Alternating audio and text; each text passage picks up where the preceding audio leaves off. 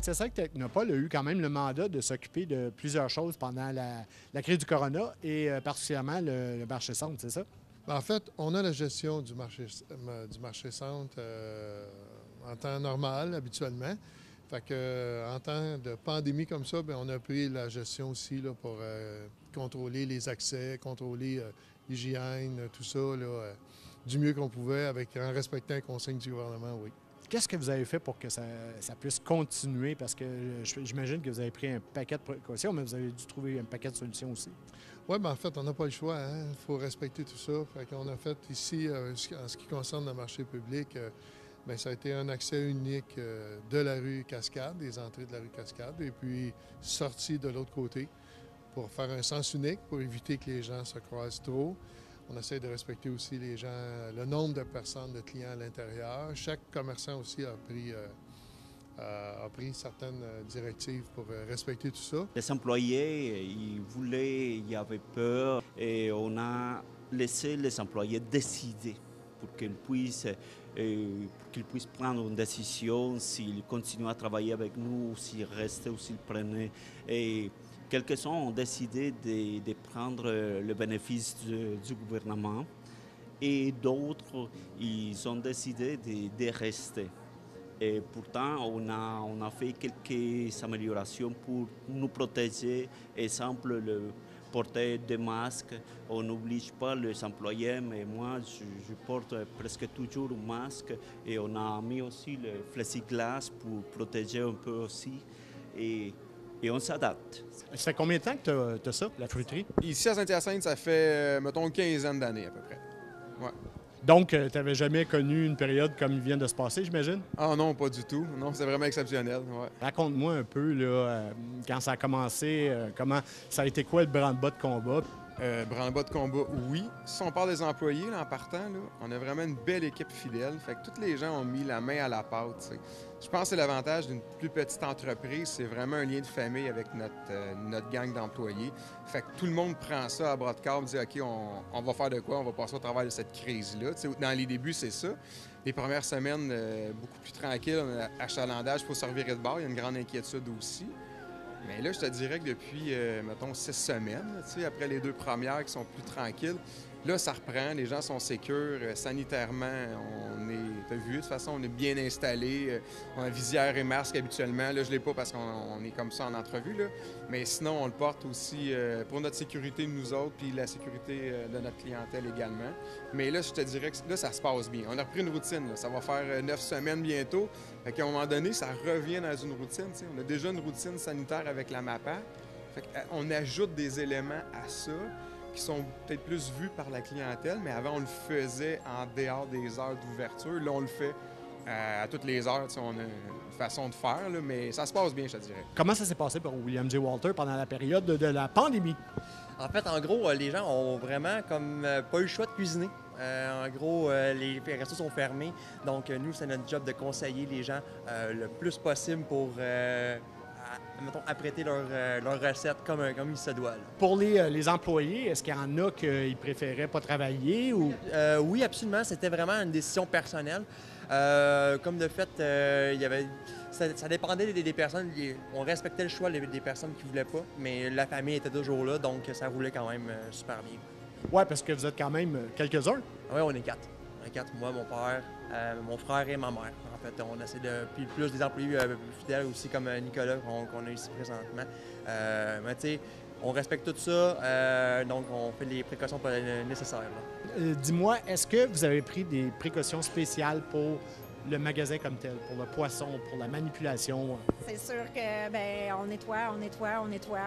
Puis c'est ça, on essaie de garder une bonne distance avec la clientèle. Pas toujours évident, mais c'est ça. On rappelle aux gens qu'il faut garder nos distances parce qu'on veut rester là longtemps. OK, tu le rappelles, tu dois le rappeler? Oui, définitivement. Il y en a qui vont faire attention, mais il y en a d'autres, on dirait, on oublie. On oublie, surtout si on veut choisir un homard, ben les gens veulent se rapprocher. Fait que je dois dire, OK, on garde une petite distance. Ça fait combien de temps que la poissonnerie Charron est au marché? Oh, ça fait longtemps. T'sais, en fait, moi, je suis ici depuis 2001, mais auparavant, il y avait M. Charron qui a été ici, je pense, 15 ans auparavant avec la poissonnerie. Tu as des bons éléments de comparaison pour le chiffre d'affaires. Comment ça s'est passé pendant toute la période de la pandémie pour toi par rapport aux années passées?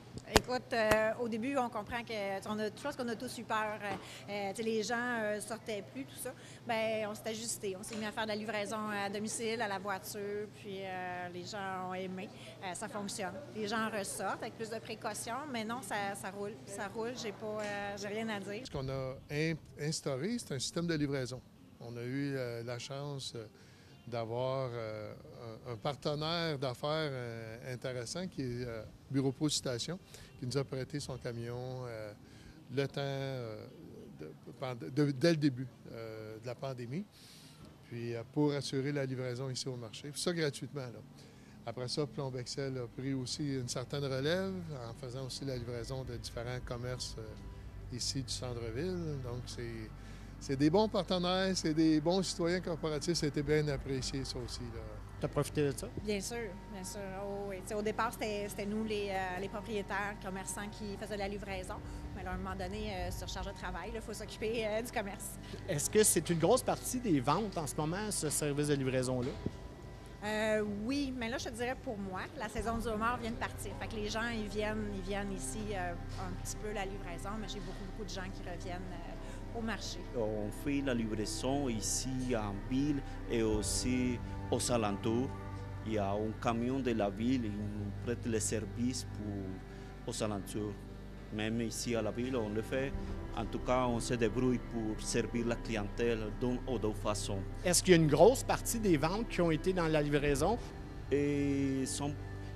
Dans mon commerce, je parle dans mon commerce, c'est plutôt les gens qui viennent au commerce que ceux qui se servent de la livraison.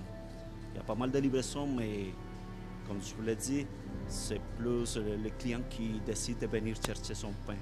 Est-ce que ça a bien fonctionné? Est-ce qu'on s'est servi de beaucoup de ces services-là? On s'en est servi beaucoup. C'est aussi une découverte pour certains. Le service de livraison, il y en a qui n'avaient pas du tout et que là, ça a été instauré. C'est une découverte, puis je pense qu'il y en a là-dedans qui vont continuer après la pandémie à assurer ce service-là. Il y a un camion d'ailleurs qui est prêté par la ville de Saint-Hyacinthe, ici à la SDC Centre-Ville, puis qui fait de la livraison, peut-être une trentaine de livraisons par jour pour différents commerces. Ce qui est souhaité, c'est que ça perdure au-delà de la pandémie aussi, ce genre de service-là, qui est bien apprécié. Au quotidien, là, comment ça s'est passé? Qu'est-ce que vous avez commencé à faire de différent? Parce que, tu sais, je vois que les sandwichs sont pas là, les célèbres sandwichs sont pas là. Parle-moi de ça. En fait, c'est super simple. En gros, on a commencé à faire... on a entrepris, soit par Facebook ou même par référence. Donnez-moi votre numéro de téléphone, on fait votre commande, on paye, et ensuite on va livrer dans un rayon de 30 km, il n'y a aucun frais après ça. Si c'est un peu plus loin, là c'est sûr qu'il faut charger un peu les frais parce que nous, après la fermeture, c'est nous qui faisons la livraison. Mais là, ça va s'en venir très prochainement pour le site en ligne, et ainsi de suite, pour toute commande en ligne aussi. Est-ce que ça a été une grosse partie de ton chiffre d'affaires? Le premier mois, je te dirais que ça a été 40 % de notre chiffre d'affaires, les livraisons. On a été choyés par la ville de Saint-Hyacinthe. On a eu un commanditaire aussi avec Bureau Po qui ont fourni le camion, mais pas la main-d'œuvre. Fait que ce qu'on a fait, c'est que dans le marché, c'est les propriétaires qui assuraient la livraison chacune une journée. Tu sais, l'effort collectif, là, se revirer vite sur un 10 cents, c'est magnifique ici parce qu'on est propriétaire de notre business, puis on n'a pas à attendre de tout avoir à 100 % d'efficacité pour faire quelque chose. On l'a fait avec 30 % d'efficacité, le lendemain 40, 2 jours après 50. Tu sais, après 16 jours, tu dis « wow, on a bâti de quoi qui est solide ». Puis là, la livraison se fait encore via la SDC maintenant parce qu'il y a un système pour tout le centre-ville de Saint-Hyacinthe. Là, je te dirais que c'est peut-être 20 % du chiffre d'affaires, mais ces ventes-là se sont transférées en magasin ou à la cueillette à l'auto. On fait aussi le produit, on prépare le produit parce qu'il y a des clients qui nous appellent pour nous demander de préparer le produit pour qu'ils puissent venir le chercher. On le fait. On le fait, ça nous donne des avantages pour que les clients puissent rester le moins possible sur le marché. Il y a un système de take-out aussi à l'extérieur qui a été favorisé davantage, c'est-à-dire livraison directement à ton automobile, comme le client n'avait pas à sortir. Ça aussi, c'est peut-être pas du nouveau pour certains, mais développé dans le cadre de la pandémie. Oui. Ça n'a pas été une période facile pour personne, quand même pas pour les commerçants. De beau avoir trouvé des solutions, j'imagine que c'est pas quand même les mêmes chiffres d'affaires que d'habitude, non? Ah, c'est certain. Pour plusieurs, si on parle des commerces dans le milieu de la mode, on parle du mois de mars, quand tout ça a été arrêté. Donc, il y en a plusieurs qui étaient en inventaire élevé. On parlait de printemps-été pour la saison. Donc, ceux-là aussi, c'est toute une problématique pour vendre des produits quand tu ne peux pas le faire, à moins de le faire avec livraison. C'est très complexe pour ces commerces-là. Pour ceux qui ont pu le faire avec un système de livraison, c'est des ventes, oui, mais c'est jamais comme quand c'est tout. Comme à l'habitude, ça, c'est normal. Là. Au niveau financier, est-ce que les chiffres, parce que, bon, tu t'as parlé des 2 premières semaines qui ont été difficiles, mais est-ce que tu as réussi à prendre le dessus quand même? Oui, les 2 premières semaines, on s'en cache pas, on disait on était à moins 30, moins 40 Après ça, ça s'est stabilisé. On fait le service de livraison, le service de cueillette à l'auto sans contact. Et puis même dans le marché aussi, là, les gens, ils ressortent. Tu sais, l'inquiétude est encore là, mais avec les mesures sanitaires puis là, toutes ces affaires-là, les gens reviennent magasiner. Ce que ça fait, c'est qu'on a moins de transactions, mais les gens souvent vont acheter pour 2 semaines, des commandes pour la famille, les parents, tout ça. Fait que ça vient grossir l'achat panier client, ce qui fait que pour les ventes, là, on est target dans ce qu'on vise. Tu es retombé finalement pas loin des mêmes chiffres que normalement, c'est ça? On est un petit peu en bas de les dernières années parce qu'on a moins d'achalandage. Il y a quand même une restriction dans le marché aussi. Tu rentres moins de monde à l'heure dans le marché public. Mais grosso modo, là, ça se stabilise bien. Est-ce qu'il y a moins de clientèle? Est-ce que tu vois vraiment une grosse différence dans les ventes en ce moment? Et non, je dirais que la clientèle, c'est la même, sauf qu'ils s'organisent. Ils s'organisent. Avant, c'était plus achalandé, mais présentement, les clients, ils viennent chercher beaucoup plus de produits, mais en mineure quantité de personnes. Est-ce que c'est dramatique ou pas? Pas vraiment, en fait. Nous, on est un besoin essentiel, regardez. Puis même, comme je vous dis tantôt, le monde a apprécié cuisiner. Donc, je dois avouer que c'est encore très normal. Puis même encore, on a même aussi eu peut-être une petite hausse rendue là, dans le sens que tant qu'on fait bien notre travail et puis qu'on conseille bien les gens, c'est vraiment ça le but. Là. C'est sûr que dans les premières semaines, on a eu vraiment une baisse, comme vous dites, du chiffre d'affaires, mettons les 2-3 premières semaines, ça c'est sûr à 100 comme tout le monde l'a affecté, mais je pense qu'avec les précautions que M. Legault a faites, donc je trouve que c'est génial. En fait, tout le monde s'est aidé, tout le monde a compris, la majorité. C'est sûr qu'il reste une minorité qui s'en fout, malheureusement. Mais c'est souvent on paye souvent pour la minorité, mais je pense qu'à Saint-Hyacinthe, le monde comprenne bien les mesures mises en place. Est-ce que tu sens que en ce moment, les gens commencent à être plus relax par rapport à tout ça, que, mettons, la partie de terreur est un peu disparue? Oui, effectivement. Les gens ressortent, ce que je disais tantôt, les gens ressortent. Il fait beau aussi, on a envie de venir au centre-ville. Le week-end, là, si tu viens faire ton tour le samedi, on comprend que les gens sortent. Oui, il y a beaucoup de monde. Est-ce que tu as été tenté, toi aussi, de monter les prix? Je vais dire non, je serais bien fou de te dire oui. Hein, c'est pas une question de monter les prix. Les 3-4 premières semaines, ils se créent sur le marché. Tu sais, le fruit et légumes, dans mon cas à moi, c'était à la bourse. Hein. Ça se transige en bourse. Et là, tu n'as plus d'aéroport qui fonctionne, tu as les ports qui fonctionnent à moitié. Fait que c'est sûr que le chou-fleur qui vient du Texas, avant qu'il arrive ici, là, il passe par beaucoup d'étapes qu'on n'avait pas avant. Fait que les premières semaines, ça crée une pression sur le produit. Puis comme n'importe quoi, on le vit à Noël, on le vit à Pâques, on va à la fête des mères. Aussitôt qu'il y a une pression, le prix va augmenter. La différence, c'est qu'avant, des fois, on a un petit peu de réserve, puis on négocie un peu plus serré, on est en moyen de le faire. Là, présentement, on n'est pas vraiment en moyen de négocier ces produits-là parce que la demande, elle est forte partout et la production est en baisse partout dû aux lignes d'emballage, de camions de transport. Tout le monde est réduit son effectif pour garder une distanciation de 6 pieds, tu sais. Fait qu'on en est là. Fait que oui, les 3, peut-être 4 premières semaines, il y a des trucs qui étaient plus chers, mais c'est, tu sais, je vais être bien honnête, c'est pas le commerçant qui décide d'augmenter sa marge de profit, c'est le produit quand il arrive ici qui est déjà plus cher. Mais en même temps, tu sais, on a 300 items différents dans le fruit et légumes, là. On est là pour conseiller les gens aussi. Si les carottes sont trop chères, on a d'autres choses à vendre aussi, tu sais. C'est ça l'avantage, je pense, de venir dans un marché public, la personne, le propriétaire qui est là, va te conseiller à dire c'est pas le bon temps pour ça, attends 3 semaines, on sait déjà que le nouveau bateau part puis ça s'en vient. Fait que tu sais, c'est le contact qu'on a avec les gens. J'ai découvert l'entraide entre les commerçants, l'entraide entre les gens d'affaires, qui est drôlement, qui était peut-être présente, moins visible, où je l'apercevais moins, mais que là, ça l'explose. C'est des gens qui ont le cœur sous la main. Pas mal plus qu'on peut penser des fois. Est-ce que tu as l'impression que les gens s'habituent en ce moment à vivre avec le virus? Et je crois oui, les gens, au fur et à mesure, ils s'adaptent. Ils s'adaptent à se protéger, à vivre avec ce qu'on a. Il n'y a pas d'autre. De s'adapter, de continuer parce que la vie continue. Comme commerçant, malheureusement, je vais dire, on sent un peu que les gens baissent les bras puis qu'ils sont moins... Bien, pas baisser les bras, mais baisser la garde, tiens. Ils sont moins inquiets du virus parce qu'un, il fait beau. On entend beaucoup parler, bien, en région Saint-Hyacinthe, on n'en a pas. Pourquoi que vous faites encore ci? Mais, tu sais, nous autres, comme commerçants, on a encore la loi qui est là, qui nous oblige à être sanitairement impeccable, qui nous oblige la distanciation. Fait que des fois, c'est un peu ça que la clientèle a de la misère à comprendre.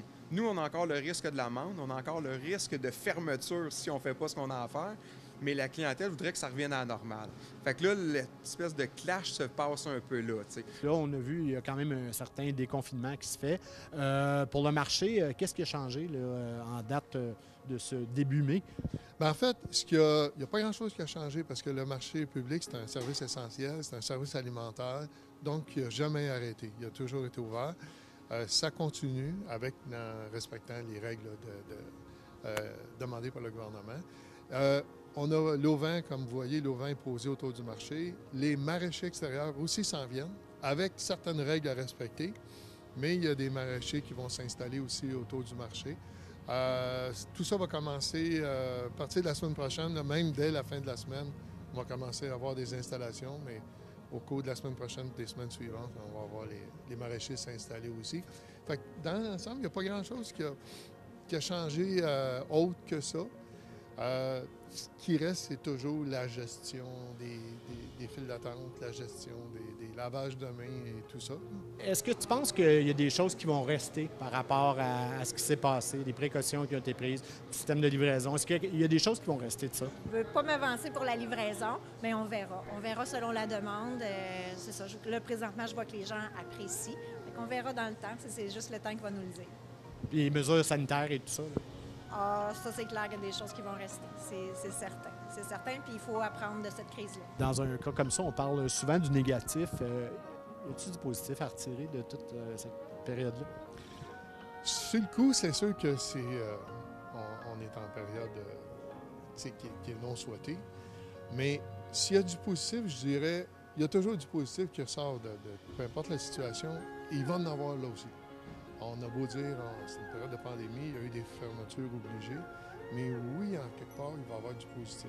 Si je prends juste le système de livraison qui a été instauré, combinaison de plusieurs commerces dans un, déjà ça, c'est quelque chose qui pourrait perdurer, mais qui amène d'autres idées aussi. Comment moi, je peux modifier mon concept d'affaires pour la suite des choses?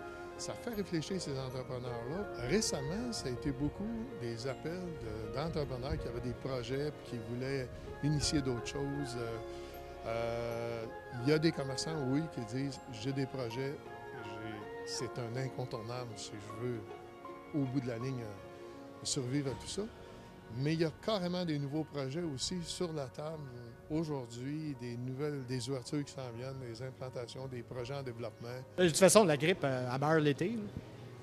On le souhaite. On le souhaite que ça meure de sa belle mort, cette affaire-là, effectivement. Et de toute façon, les précautions, même s'il y a beaucoup de monde, les gens n'ont pas à avoir peur. Il y a des précautions de prise, il y a des gens à l'entrée pour limiter le nombre de gens qui entrent à la fois. Est-ce que tu connais quelqu'un qui a été malade? Et non, pas présentement. Dans mon entourage, quelqu'un a fait le test au cas, mais finalement, c'était bien correct. Mais non, je connais pas personne qui l'a eu. Est-ce que tu connais quelqu'un qui a été malade? Du tout. Tout le monde va bien, employés, amis, famille. C'est mieux comme ça. Ouais.